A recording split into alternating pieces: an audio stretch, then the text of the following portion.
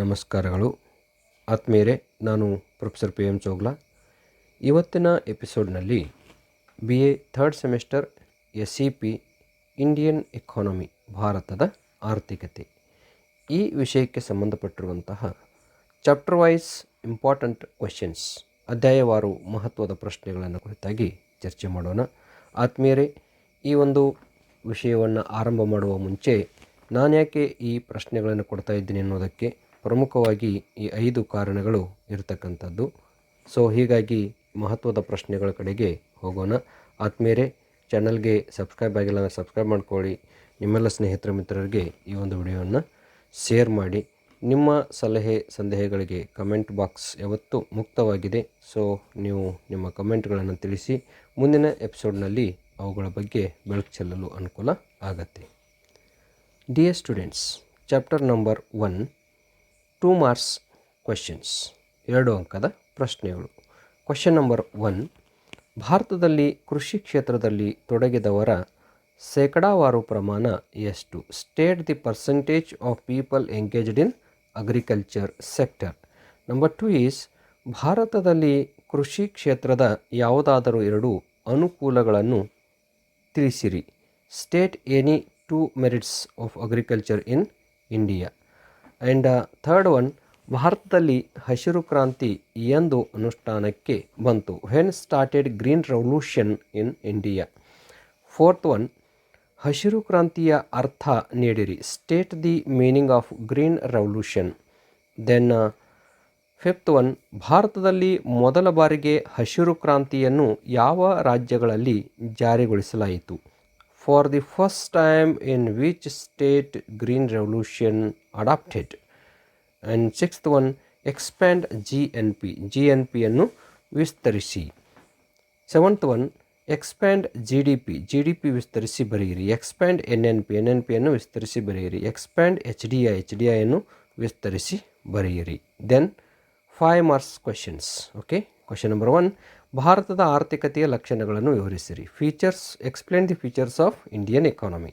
Second one, GNPಯನ್ನು ಕುರಿತು ಒಂದು ಟಿಪ್ಪಣಿ ಬರೆಯಿರಿ. Write a short note on GNP. 15 marks questions, 15 ಅಂಕಗಳ ಪ್ರಶ್ನೆಗಳು. Question number 1, write a note on structural growth of Indian economy. ಭಾರತದ ಆರ್ಥಿಕತೆಯ ರಚನಾತ್ಮಕ ಬೆಳವಣಿಗೆಯನ್ನು ಕುರಿತು ಒಂದು ಟಿಪ್ಪಣಿ ಬರೆಯಿರಿ. ಸೆಕೆಂಡ್ ಒನ್, ಮಾನವ ಅಭಿವೃದ್ಧಿ ಅನುಸೂಚಿಯನ್ನು ಕುರಿತು ಚರ್ಚಿಸಿರಿ. Discuss on HDI or human development index. Chapter number 2, 2 marks questions. Question number will be continued, that is 10. Mention the main occupation of India. ಭಾರತೀಯರ ಪ್ರಮುಖ ಕಸುಬು ಯಾವುದು? ತಿಳಿಸಿರಿ.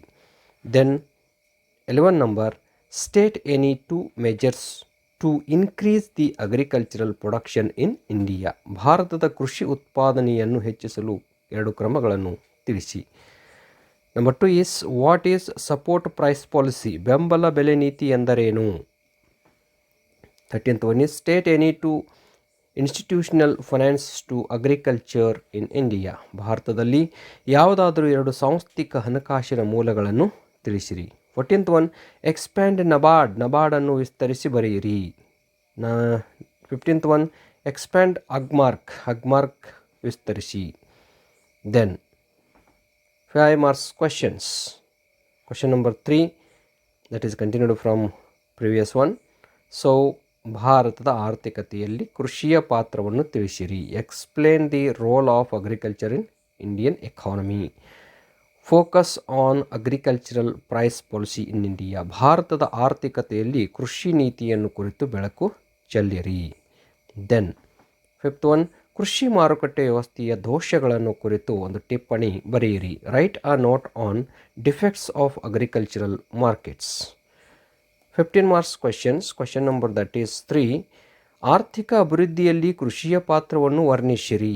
Narrate the role of agriculture in economic development.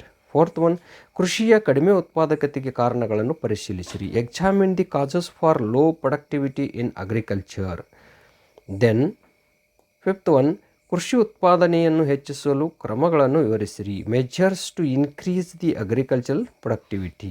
6th one, ಕೃಷಿ ಹಣಕಾಸಿನ ಮೂಲಗಳನ್ನು ಪರಿಶೀಲಿಸಿರಿ. Examine the sources of agriculture finance or agricultural finance. 7th one, ಭಾರತದಲ್ಲಿ ಕೃಷಿ ಮಾರುಕಟ್ಟೆ ವ್ಯವಸ್ಥೆಯ ದೋಷಗಳು ಮತ್ತು ಅವುಗಳನ್ನು ಸರಿಪಡಿಸಲು ಸರ್ಕಾರ ಕೈಗೊಂಡ ಕ್ರಮಗಳನ್ನು ವಿವರಿಸಿರಿ. Explain about defects of agriculture markets and government measures to remove the defects of agricultural markets.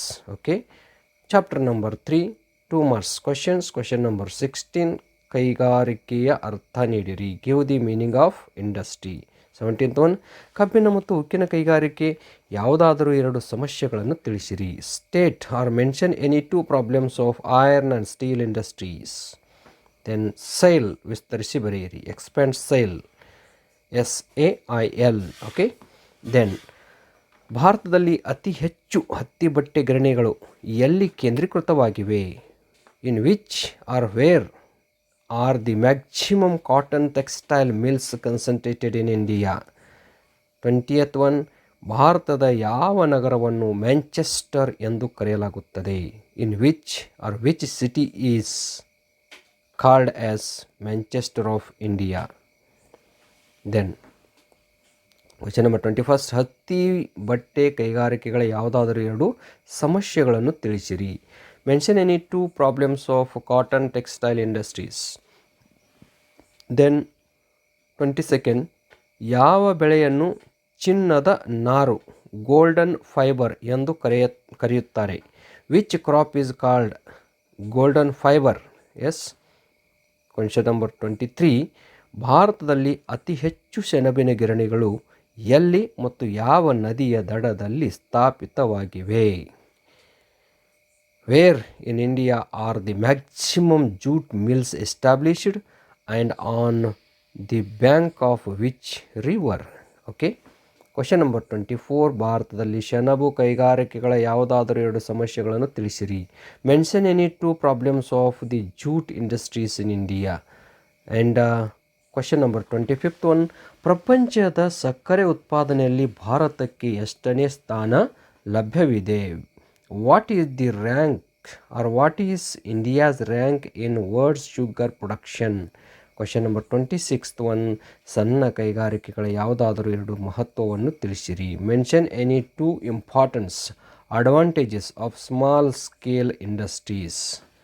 Then question number 27, MNCಯನ್ನು ವಿಸ್ತರಿಸಿ. Expand MNC.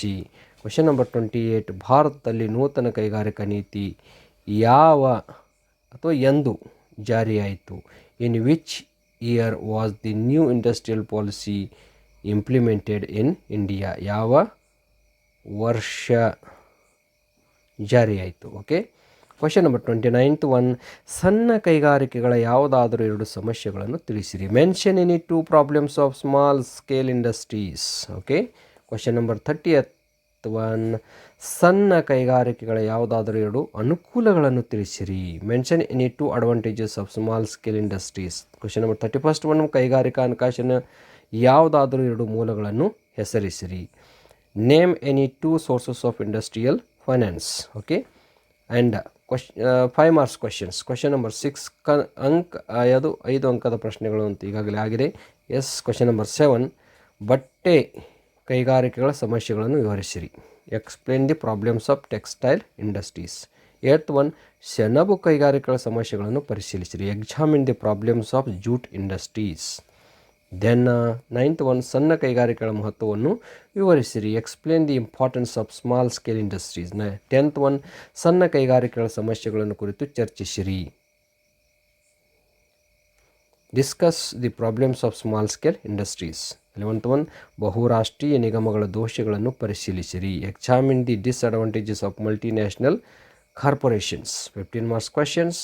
Question number will be continued. That is 8th one, ಭಾರತದಲ್ಲಿ ಉಕ್ಕು ಕೈಗಾರಿಕೆಗಳನ್ನು ಕುರಿತು ಒಂದು ಸಮಗ್ರ ಟಿಪ್ಪಣಿ ಬರೆಯಿರಿ. Write a comprehensive note on steel industries in India. 9th one, ಸೆಣಬು ಕೈಗಾರಿಕೆಗಳ ಸಮಸ್ಯೆಗಳನ್ನು ಪರಿಶೀಲಿಸಿರಿ. Examine the problems of the jute industries. And 10th one, ಸಕ್ಕರೆ ಕೈಗಾರಿಕೆಗಳನ್ನು ಕುರಿತು ಚರ್ಚಿಸಿರಿ. Yes, discuss the sugar industries. Okay, question number 12 ಆರ್ಥಿಕ ಅಭಿವೃದ್ಧಿಯಲ್ಲಿ ಸಣ್ಣ ಕೈಗಾರಿಕೆಗಳ ಪಾತ್ರ ಏನು ಮತ್ತು ಅವುಗಳಿಗೆ ಸರ್ಕಾರದ ನೆರವನ್ನು ವಿವರಿಸಿರಿ. What is the role of small scale industries in economic development? Explain the government assistance provided to them. Okay, 13th one ಸಣ್ಣ ಕೈಗಾರಿಕೆಗಳ ಸಮಸ್ಯೆಗಳನ್ನು ಕುರಿತು ಚರ್ಚಿಸಿ ಮತ್ತು ಅವುಗಳಿಗೆ ಸರ್ಕಾರದ ನೆರವನ್ನು ವಿವರಿಸಿರಿ. Discuss the problems of small scale industries and explain the government assistance provided to them. Okay, so here it is a considered the role and here it is a considered the problems. Okay, remaining thing is same. And 14th one ಬಹುರಾಷ್ಟ್ರೀಯ ಕಂಪನಿಗಳ ಗುಣ ಮತ್ತು ದೋಷಗಳನ್ನು ವಿವರಿಸಿರಿ. Explain the merits and demerits of multinational corporations.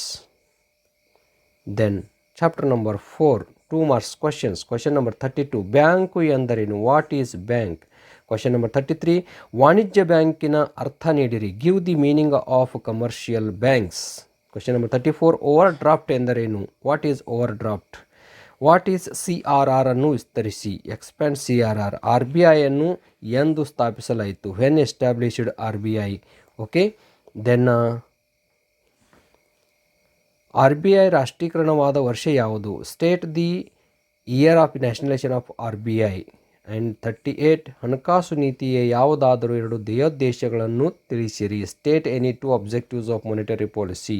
Question number 39 ಕೋಶೀಯ ನೀತಿ ಎಂದರೇನು? What is fiscal policy? Question number 40 ಸಾರ್ವಜನಿಕ ವರಮಾನದ ಯಾವುದಾದರೂ 2 ಮೂಲಗಳನ್ನು ತಿಳಿಸಿರಿ. State any 2 sources of public revenue. Question number 41 ಆಯವ್ಯಯ ಎಂದರೇನು? What is budget? 5 marks questions. Question number 12 ಕೇಂದ್ರ ಬ್ಯಾಂಕಿನ ಕಾರ್ಯಗಳನ್ನು ವಿವರಿಸಿರಿ. Explain the functions of central bank. And 13th one ಹಣಕಾಸು ನೀತಿಯ ಧ್ಯೇಯೋದ್ದೇಶಗಳನ್ನು ಕುರಿತು ಒಂದು ಟಿಪ್ಪಣಿ ಬರೆಯಿರಿ. Write a note on objectives of monetary policy. 14th one ಆರ್ಥಿಕಾಭಿವೃದ್ಧಿಯಲ್ಲಿ ಕೇಂದ್ರ ಬ್ಯಾಂಕಿನ ಪಾತ್ರವನ್ನು ವಿವರಿಸಿರಿ. Explain about functions of central bank in economic development. Then 15 marks questions. Question number 15 ವಾಣಿಜ್ಯ ಬ್ಯಾಂಕುಗಳ ಕಾರ್ಯಗಳನ್ನು ಕುರಿತು ಚರ್ಚಿಸಿರಿ. Discuss on functions of commercial banks. 16th one banking ವಲಯದ ಪ್ರಮುಖ ಸುಧಾರಣೆಗಳನ್ನು ಕುರಿತು ವಿವರಿಸಿರಿ. Explain about banking sector reforms. Question number 17th one ಆರ್ಥಿಕ ಅಭಿವೃದ್ಧಿಯಲ್ಲಿ ಕೇಂದ್ರ ಬ್ಯಾಂಕಿನ ಪಾತ್ರವನ್ನು ಪರಿಶೀಲಿಸಿರಿ. Examine the role of central bank in economic development. Okay, chapter number 5 2 marks questions. Question number 42 ವಿದೇಶಿ ವ್ಯಾಪಾರದ ಅರ್ಥ ನೀಡಿರಿ. Give the meaning of foreign trade. And 43 ವಿದೇಶಿ ವ್ಯಾಪಾರದ ಯಾವುದಾದರೂ 2 ಅನುಕೂಲಗಳನ್ನು ತಿಳಿಸಿರಿ. State any 2 merits of foreign trade. And 44 ಭಾರತವು ಅತಿ ಹೆಚ್ಚು ಆಮದು ಮಾಡಿಕೊಳ್ಳುವ ಉತ್ಪನ್ನವನ್ನು ಹೆಸರಿಸಿ. Which product India imports optimally? Yes. And 45 ಭಾರತವು ಅತಿ ಹೆಚ್ಚು ರಫ್ತು ಮಾಡುವ ಉತ್ಪನ್ನವನ್ನು ತಿಳಿಸಿರಿ. State the product India optimally exports. And 46 ಪಾವತಿ ಶಿಲ್ಕು ಎಂದರೇನು? What is balance of trade? 47 WTO ವನ್ನು ವಿಸ್ತರಿಸಿ. Expand WTO. 48 WTO ಎಂದು ಸ್ಥಾಪನೆಯಾಯಿತು? When established WTO. 5 marks questions. Question number 15 ವಿದೇಶಿ ವ್ಯಾಪಾರದ ಲಕ್ಷಣಗಳನ್ನು ವಿವರಿಸಿರಿ. Explain the features of foreign trade. 16th one ಅಂತಾರಾಷ್ಟ್ರೀಯ ವ್ಯಾಪಾರದ ದಿಕ್ಕನ್ನು ಕುರಿತು ವಿವರಿಸಿರಿ. Explain the directions of India's foreign trade. Question number 17 ಅಂತಾರಾಷ್ಟ್ರೀಯ ವ್ಯಾಪಾರದ ಮಹತ್ವವನ್ನು ಕುರಿತು ವಿವರಿಸಿರಿ. Explain about importance of foreign trade. 18th one ವಿದೇಶಿ ವ್ಯಾಪಾರ ಸಂಘಟನೆಯ ಧ್ಯೇಯೋದ್ದೇಶಗಳನ್ನು ಪರಿಶೀಲಿಸಿರಿ. Examine the objectives of WTO. Okay, 15 marks questions. Question number 18 ವಿದೇಶಿ ವ್ಯಾಪಾರದ ಸಂರಚನೆಯನ್ನು ಕುರಿತು ಒಂದು ಸಮಗ್ರ ಟಿಪ್ಪಣಿ ಬರೆಯಿರಿ. Write a note on composition of India's foreign trade. And question number 19 ಅಂತಾರಾಷ್ಟ್ರೀಯ ವ್ಯಾಪಾರದ ಮಹತ್ವವನ್ನು ಕುರಿತು ವಿವರಿಸಿರಿ. Explain about importance of foreign trade. And 20th one ಪಾವತಿ ಶಿಲ್ಕಿನ ಅಸಮತೋಲನಕ್ಕೆ ಕಾರಣಗಳು. ಮತ್ತು ಅದನ್ನು ಸರಿಪಡಿಸುವ ವಿಧಾನಗಳನ್ನು ಕುರಿತು ವಿವರಿಸಿರಿ. Explain about causes for disequilibrium in balance of payments and methods to correct disequilibrium in balance of payment. And 21 ವಿಶ್ವ ವ್ಯಾಪಾರ ಸಂಘಟನೆಯನ್ನು ಕುರಿತು ವಿವರಿಸಿ. Explain about WTO. Then friends, here we have got discussed about the questions concerned to 2 marks questions. There were 48 questions I were fetched from the 5 chapters, that is for 2 marks, and 5 marks questions, that is 18 question to be considered for 5 marks from 5 chapters, and there were 21 questions have been fetched from the 5 chapters, that is for 15 marks. Okay, ಆತ್ಮೀಯ ವಿದ್ಯಾರ್ಥಿ ಮಿತ್ರ, 48 ಅಂಕಗಳು 48 ಏನು ಪ್ರಶ್ನೆಗಳಿದ್ದಾವನು ಅವು 2 ಅಂಕಗಳಿಗೆ, 18 ಪ್ರಶ್ನೆಗಳು 5 ಅಂಕ ಮತ್ತು 21 ಪ್ರಶ್ನೆಗಳನ್ನು 15 ಅಂಕಗಳಿಗೆ ಅಂಥೇಳಿ ಗುರುತು ಮಾಡಲಾಗಿದೆ. ಆತ್ಮೀಯ ವಿದ್ಯಾರ್ಥಿ ಮಿತ್ರರು, ಈ ಎಲ್ಲ ಪ್ರಶ್ನೆಗಳನ್ನು ನೀವು ಮನದಟ್ಟು ಮಾಡಿಕೊಂಡು ತಿಳ್ಕೊಂಡು ಇಲ್ಲಿ ಬೈಹ್ಯಾಟ್ ಮಾಡ್ತಕ್ಕಂಥದ್ದು, ಮೆಮರೈಸ್ ಮಾಡ್ತಕ್ಕಂಥದ್ದು, it is not the correct aspect. Got it?